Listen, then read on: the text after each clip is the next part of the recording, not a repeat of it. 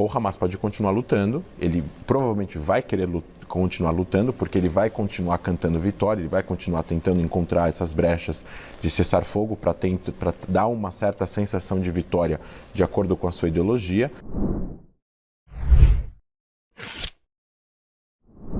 Olha, todas essas coisas estão em cima da mesa, né? Então você tem é muito sensível para os israelenses o retorno dos reféns, né? Principalmente as crianças, as mulheres, os jovens que estão presos ainda. Além disso, existe o fator do Hamas estar ganhando tempo com essas negociações, porque dizem algumas teorias de que Israel estava chegando muito próximo dos centros de comando do Hamas, de Yahya Sinwar, de outros, do Mohammed Deif, que é o líder do braço militar do Hamas em Gaza, e de que o fato de o Hamas ter aceito fazer uma negociação para soltar os reféns com a troca muito quase 1 para 1, que é uma coisa que o Hamas jamais fez no passado, mostra que o Hamas usou esse tempo talvez para deslocar ao sul. Vai chegar uma hora que o Hamas vai ter que entregar quase todos os reféns, inclusive os homens. Existem reféns militares, são chamados de reféns porque eles não passam por Cruz Vermelha, não estão baixo um prisioneiro de guerra de acordo com a lei internacional, então continuam sendo reféns. Mas vai chegar uma hora que eles vão precisar encontrar, por exemplo, os 40 que eles não estão sob controle do Hamas. Existem 40, 50 pessoas que foram sequestradas, que estão nas mãos de criminosos, de civis que entraram em Israel e sequestraram, aproveitando a deixa, né, a brecha que aconteceu no dia 7 de outubro e sequestraram pessoas para vender. E tem outros grupos também, E tem outros grupos. Tem a Jihad Islâmica, tem pessoas, o Hamas tem pessoas, mas tem grupos menores, né? Podem ter até células do Estado Islâmico que sequestraram pessoas, porque tem alguns vídeos que estão circulando agora de pessoas cantando a música do Estado Islâmico durante o atentado de 7 de outubro. E deixaram bandeiras do Estado Islâmico, pelo menos 2 bandeiras. Então, toda essa parte do reféns é um dos objetivos que Israel declarou quando começou a guerra, dia 7 de outubro. O outro objetivo é acabar com o Hamas, que aí, se me permitir, não é um objetivo do Netanyahu especificamente, é do gabinete. E o gabinete tem aí, inclusive, o Gantz, que era o líder da oposição, e o Gantz, junto com o Gallant, junto com outras pessoas que têm mais experiência militar que o Netanyahu, no sentido de tem que haver uma resolução onde o fim do conflito é o fim do Hamas. Agora, há essa possibilidade, de fato, de se acabar com o Hamas? Porque a gente vê que tem substituição de lideranças, tem sido uma constante, né? O Hamas chegou ao poder em 2007, né? na faixa de Gaza, e ele vai tendo essa substituição. Você vê a condição, por exemplo, matando as lideranças, de se acabar com o Hamas e limpar a faixa de Gaza, como seria o objetivo? Para que exista terrorismo, precisam ter dois fatores: capacidades e motivações.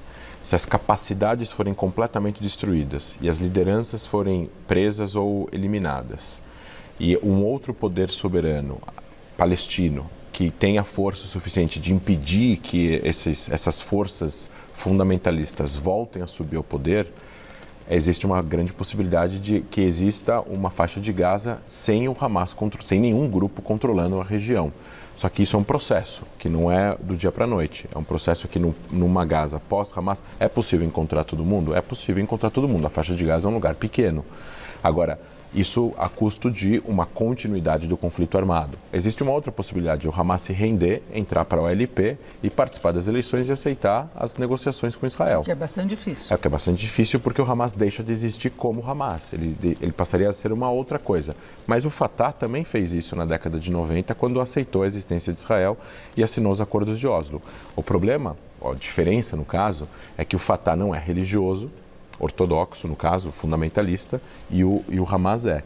Então, se o Hamas fazer isso de uma forma brusca, vai entrar um outro grupo que vai preencher o vácuo, como a Jihad Islâmica, que pode, por exemplo, não concordar com o Hamas abdicar das suas armas. E teria o radicalismo da mesma forma. E existiria o radicalismo da mesma forma. Então, tem que existir. O Hamas pode se render, e aí a guerra acaba, eles entregam os reféns, ou o Hamas pode continuar lutando, ele provavelmente vai querer continuar lutando, porque ele vai continuar cantando vitória, ele vai continuar tentando encontrar essas brechas de cessar fogo para dar uma certa sensação de vitória de acordo com a sua ideologia, sem se preocupar com o que acontece com a faixa de Gaza, sem se preocupar com o que acontece com os civis da faixa de Gaza. Agora tem uma certa resistência agora também, manifestações contrárias ao Hamas na faixa de Gaza, porque o ataque que ele cometeu contra Israel motivou essa guerra, e a população local está sofrendo todas as consequências dessa guerra. não é? Inclusive, há uma sensibilidade global muito maior em relação à situação humanitária da faixa de Gaza. Então, é possível que haja essa reação da população, por mais que haja opressão, por mais que haja adesão e essa mistura entre a população local e o próprio Hamas que está no governo. Sim, não é? Mas ao mesmo tempo eles não têm armas e eles não têm como lutar contra o Hamas sem armas. Por Hamas, eles podem até fazer protestos. Existem vários vídeos circulando mostrando frases de insatisfação de pessoas da faixa de Gaza ao que o Hamas causou, a essa destruição, à própria guerra, ao fato de você ter um monte de gente que teve que sair das suas casas, mas ao mesmo tempo isso não muda o fato de o Hamas ainda ser o poder soberano em parte da faixa de Gaza, ainda controlar civis palestinos, ainda ter o poder do monopólio do uso da força de uma certa forma. Então, assim, o fim da guerra precisa o mundo inteiro, inclusive as lideranças responsáveis palestinas, a pensar quem vai controlar a faixa de Gaza para que isso não volte a acontecer. O ideal seria se chegar à negociação para um Estado independente, assim como o Estado de Israel, os dois convivendo pacificamente, sem esse risco permanente. Agora, do mesmo jeito que o Hamas tem de lidar com essa situação adversa, Netanyahu, isoladamente, mesmo tendo o gabinete que apoiou a guerra, com opositores participando, ele tem uma situação pessoal de cobrança, né? Que é frágil e quando acabar a guerra ele vai ficar muito mais exposto. Com certeza. O governo dele não conseguiu resistir ao ataque. E havia informações de que isso poderia ocorrer internamente, de soldados aí, e os oficiais não levaram muito a sério. Tem a questão dos reféns, que ele vai ter que encaminhar muito bem, porque ele é muito cobrado por isso. E a situação política anterior também, não é? Sim. A situação política era uma divisão total, agora tem uma união total. O país nunca esteve tão unido, inclusive os próprios árabes israelenses, muitos deles se voluntariando no exército. Mas as pesquisas mostram que a maior parte da população quer que ele saia depois da guerra. Com certeza. As pesquisas, se as eleições fossem hoje, mostram a coalizão perdendo em torno aí de 20 cadeiras e não conseguindo se eleger com uma vasta vantagem para a oposição atual de Israel, junto com Gantz, que agora está na coalizão. Ou seja, num pós-guerra, porque o país está em guerra, ninguém vai querer eleições nesse momento, porque isso enfraquece o governo, enfraquece a própria guerra. Nem a renúncia, e o Netanyahu não é uma pessoa que tem o estilo de renunciar por responsabilidade.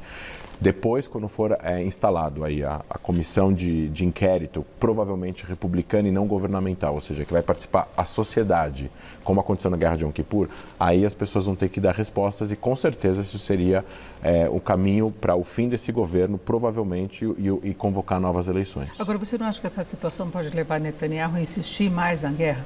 Mesmo que possa haver uma solução negociada com essa participação do Egito, do Catar, os Estados Unidos estão cobrando agora um cessar-fogo por mais tempo também? Mas o cessar-fogo por mais tempo, por mais que o cessar-fogo seja uma coisa interessante para poder trazer os reféns de volta, e é importante, e a entrada de ajuda humanitária na faixa de Gaza, que também é importante, o fim do cessar-fogo significa o Hamas continuar existindo. Então, qualquer cessar-fogo precisa incluir o fim do Hamas. Isso pode ser resolvido por meios militares ou por meio de negociações. Se o Hamas largar as armas de novo, acaba a guerra. Aí o cessar-fogo realmente é cessar-fogo. Qualquer cessar-fogo sem o desarmamento do Hamas não é cessar-fogo, é um cessar-fogo por agora. Pode ser uma semana, pode ser um mês, pode ser um ano, pode ser 3 anos.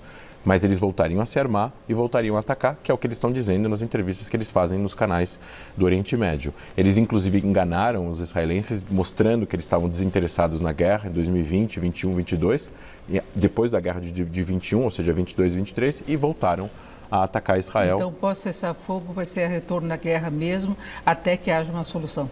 Eles não são interessados em solução, o Hamas. Eles não são interessados no processo de paz. Eles não estão interessados em construir um Estado palestino e nenhuma nação palestina.